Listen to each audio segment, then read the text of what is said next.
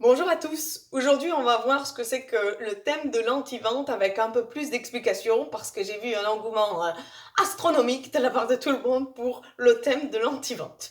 Donc, c'est une technique à l'origine qui nécessite plus de la technique, on va dire. Donc, la technique, c'est un des éléments, mais il y a aussi l'action et le moment à laquelle la réaliser. Et il y a également l'attitude, votre état d'esprit dans lequel être pour faire de l'anti-vente. Donc je vais d'abord vous parler de l'état d'esprit parce que c'est primordial, sinon vous allez foirer la technique.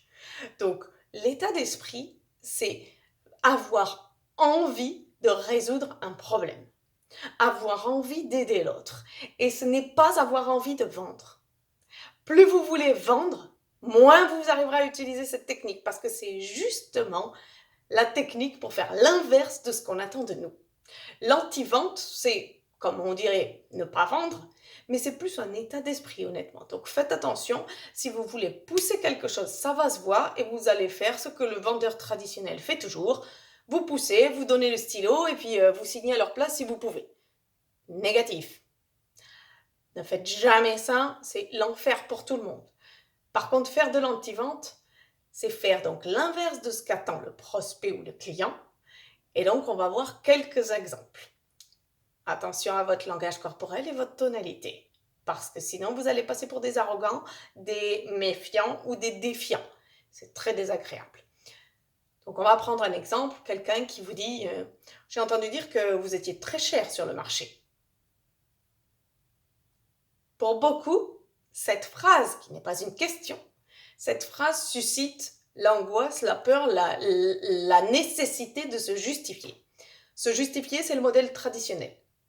L'anti-vente, c'est faire l'inverse de ce que l'on attend de nous. Donc, au lieu de nous justifier, on va devoir répondre par une question.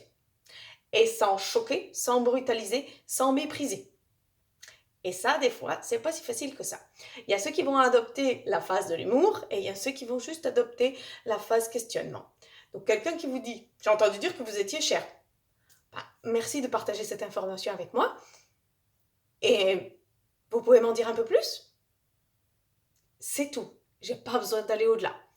Une autre personne dirait je suis bien content qu'on vous l'ait dit parce que franchement, c'est vrai. On est les plus chers du marché. Et dites-moi, est-ce que ça va être un frein à notre conversation? Ça, c'est deux façons de répondre en anti-vente. Il y a énormément de questions que l'on peut poser, mais il y a aussi des questions que vous pouvez aborder vous-même avant que le prospect ne les aborde.